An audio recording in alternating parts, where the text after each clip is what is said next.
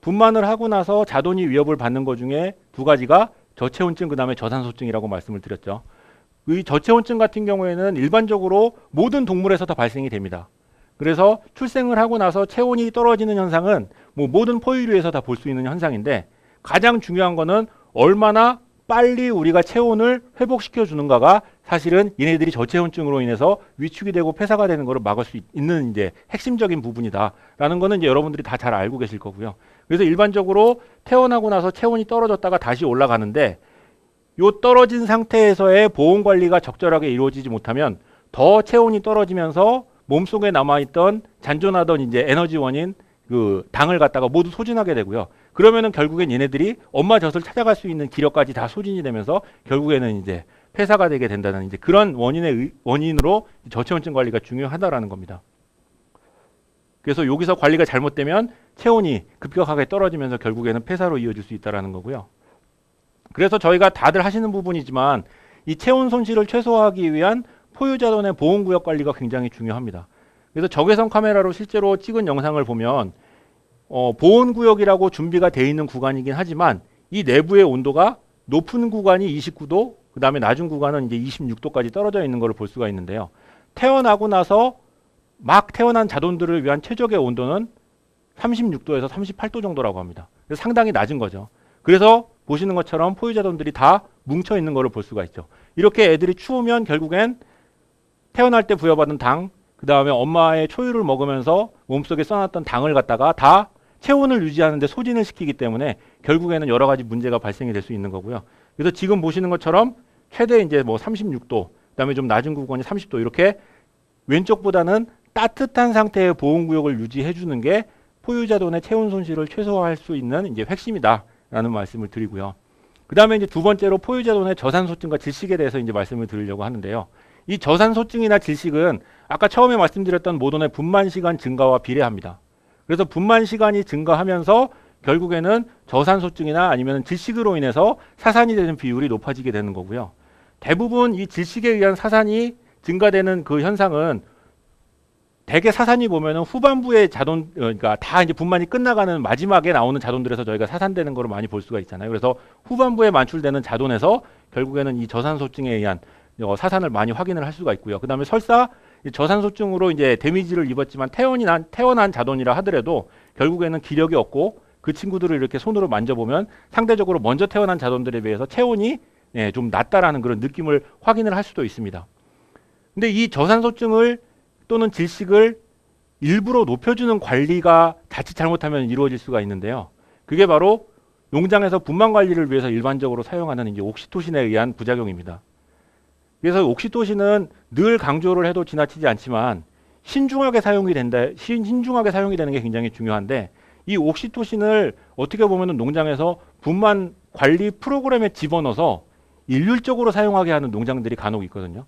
특히나 이제 분만사의 관리를 외국인들이 하는 경우에는 외국인들이 이 돼지의 모돈의 상태를 평가하는 능력이 다소 이제 전문적인 관리자들에 비해서는 이제 떨어지기 때문에 아예 프로그램화 시켜서 뭐 몇 도 이상 분만을 했을 때는 옥시토신을 일괄적으로 처치한다라고 프로그램으로 만들어 버리면 외국인들은 그냥 그거에 따라서 옥시토신을 갖다가 이제 일률적으로 처방을 하게 되는데 그랬을 때 저희가 자칫 잘못하면은 이 저산소증이나 질식을 의도적으로 유발을 시킬 수가 있습니다. 그래서 보면은 옥시토신을 과하게 사용한 농장에서 사산이 돼서 나오는 자돈들의 특징이 뭐냐면 대부분 탯줄이 끊어진 상태로 분만이 돼요.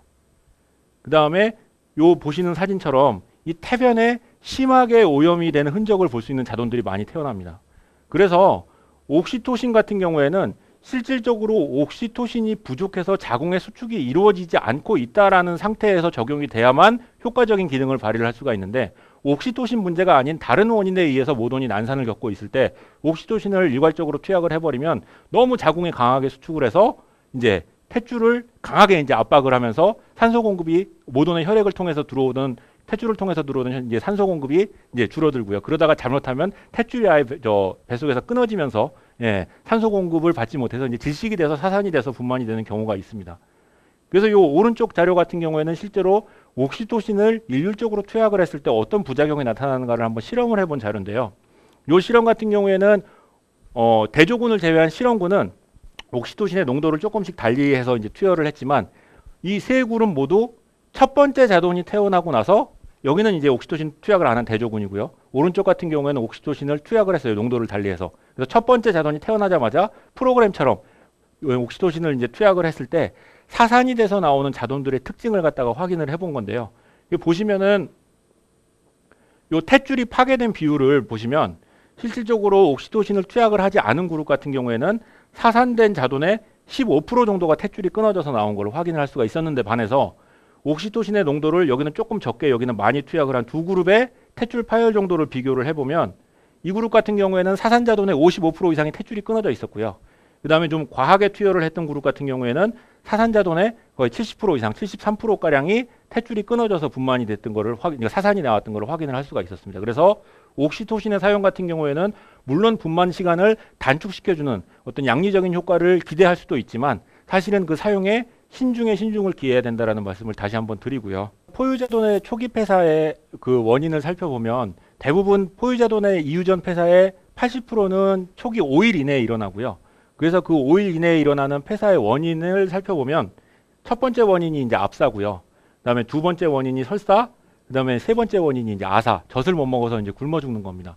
근데 이제 설사 같은 경우에는 기본적으로 여러 가지 질병이 원인이 되기 때문에 그 질병을 컨트롤하는 측면에서 접근을 한다면 어느 정도 통제가 될 수 있지만 그다음에 압사하고 아사 부분은 사실은 저희가 관리를 어떻게 하느냐에 따라서 줄일 수 있는 부분이 있거든요.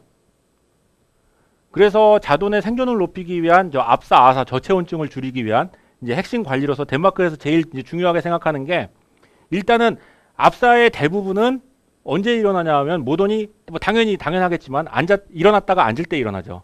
예. 근데 모돈이 어쩔 수 없이 꼭 일어났다가 앉아야 되는 상황이 발생이 되는 데가 언제냐 하면 모돈이 밥 먹을 때죠. 예. 그래서 이 덴마크의 대부분 농장 같은 경우에는 분만을 한 당일이나 좀 이제 그 인력의 여유가 되는 경우에는 이틀까지 분만하고 그 다음 날까지 모돈이 사료를 먹기 전에 모든 자돈들을 갖다가 이런 식으로 보온구역 안에 가둬두고요. 그 다음에 사료를 내려줍니다. 예, 그러면은 모돈이 일어나서 사료를 먹겠죠. 그 다음에 모돈이 사료를 다 먹고 눕는 게 확인이 되면 그 다음에 다시 관리자가 들어가서 이 포유자돈들을 모돈한테 이제 꺼내주는 그런 관리를 하루 내지 이틀 동안 하는 게 그 초기에 일어나는 그 폐사의 제일 원이었던 압사를 갖다가 줄여주는데 굉장히 중요한 역할을 한다라고 하고요. 그 다음에 또 하나는 자돈들한테 교육을 시켜주는 기능도 있다고 해요. 그래서 바깥에는 추워, 안이 따뜻한 데야 라는 거를 자돈들한테 교육을 시켜주는 의미로서도 이 과정이 굉장히 이제 도움이 된다라고 합니다. 그래서 보통 우리나라 같은 경우에는 어떤 일이 많이 발생이 되냐면 보온구역이 적절하게 관리가 되지 않을 때 자돈들이 추우면 어디로 가죠? 엄마 옆으로 가죠. 예. 항상 뭐 이제 얘기를 하는 게 그 포유자돈들한테 가장 좋은 난로는 엄마다라는 얘기를 하기 때문에 포유자돈들이 요 보온구역이 그닥 따뜻하지가 못하면 추우면 다 엄마 옆으로 갑니다. 근데 엄마가 혹시 새끼들이 이렇게 옆으로 와 있는 거를 제대로 인지를 못하고 일어났다가 앉는 과정에서 압사가 많이 발생이 되기 때문에 포유자돈들한테 추우면 엄마한테 가지 말고 일로 가라는 교육을 시켜주는 의미에서도 이게 이제 굉장히 중요하다라고 하고요. 그 다음에 이렇게 충분하게 체온이 유지가 됐을 때의 자돈들이 몸에서 보유하고 있는 혈당이 떨어지지가 않고 체온 유지를 위해서 소비를 하지 않고 가지고 있고 그 에너지를 어디에 쓰냐면 엄마의 젖을 먹으러 갈 때 쓰기 때문에 그 다음에 젖을 빨기 위해서 쓰기 때문에 이러한 관리가 결국에는 아사를 줄여주는 데도 굉장히 이제 중요한 역할을 한다라고 하고요. 그 다음에 이제 덴마크에서 자돈의 생존율을 높이기 위해서 이제 두 번째로 굉장히 중요하게 생각하는 게 요 감염 예방. 특히나 이제 그 제대를 통한 감염을 초기에 예방을 해주는 거를 굉장히 중요하게 생각을 하더라고요. 그래서 제가 이제 덴마크는 대부분 보면은 이제 투사이트 형태로 운영이 되고 있고 자돈 생산 농장에서 자돈을 판매를 하는 형태가 거의 대부분인데 일괄 사육보다는 자돈 생산 농장, 그다음에 비육장으로 구분이 되어 있는 경우가 거의 대부분인데 그 자돈을 팔기 위해서 자돈의 이제 품질 관리를 할 때 가장 문제가 되는 부분이 바로 요 제대 허니아, 배꼽을 통한 이 탈장 부분이 이 자돈을 판매를 하느냐 못 하느냐를 결정하는 굉장히 중요한 이제 변수로서 작용을 한다라고 하더라고요. 그래서 그분들이 생각하시기에는 그 제대의 탈장이 많이 일어나는 이유가 그 제대를 통한 감염이 초기에 일어나서 그런 거다라고 판단을 하시고 일단은 이 포유자돈들이 태어나고 나서 저희처럼 이제 인력이 풍부하거나 근무 시간이 길지가 않기 때문에 뭐 탯줄을 일일이 묶어준다거나 그런 관리는 못 하세요. 다만 이제 새끼들이 태어나서 탯줄이 완전하게 마르면 그 이제 길게 늘어진 마른 탯줄을 갖다가 잘라주고 그다음에 그와 동시에 이 제대를 갖다가 소독약으로 소독을 해주는 이제 그런 관리가 이제 같이 행해지고 있고요. 그다음에 혹시라도 이제 초기에 있을지 모르는 감염을 갖다가 예방한다는 차원에서 그 지속성 항생제를 갖다가 포유자들한테 일일령에 투약하는 관리가 거의 제가 갔던 대부분의 농장에서 이루어지고 있었습니다. 그래서 지금 요 분만사 팀장님이 이제 마른 탯줄을 갖다가 잘라주는 모습이고요.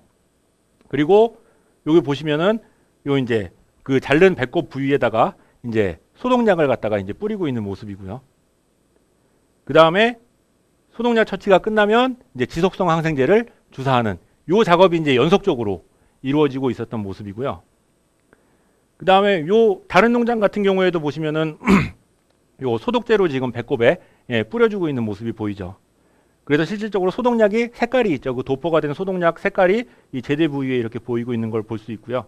그 다음에 요게 지금 보시면은 요게 뭔가 궁금해 하실 텐데, 요 반창고가 이렇게 붙어 있죠. 요게 왜 붙었을까요? 그러니까 요 농장은 종돈장이었거든요. 종돈장에서 암컷 같은 경우에는 사실은 암컷이 나중에 후보돈으로 판매가 될 때 가장 중요한 게 이 유두의 상태잖아요. 그래서 혹시나 초기에 있을지 모르는 유두의 상처나 유두의 부상을 방지하기 위해서 태어나고 나서 암컷에 대해서는 이런 식으로 반창고를 유두 있는 데다가 붙여줍니다. 그래서 자연스럽게 떨어질 때까지 그냥 놔둔다고 해요. 그 다음에 요 제대 소독이 끝나면 마찬가지로 이제 지속성 항생제를 주사하는 이런 모습을 볼 수가 있었고요.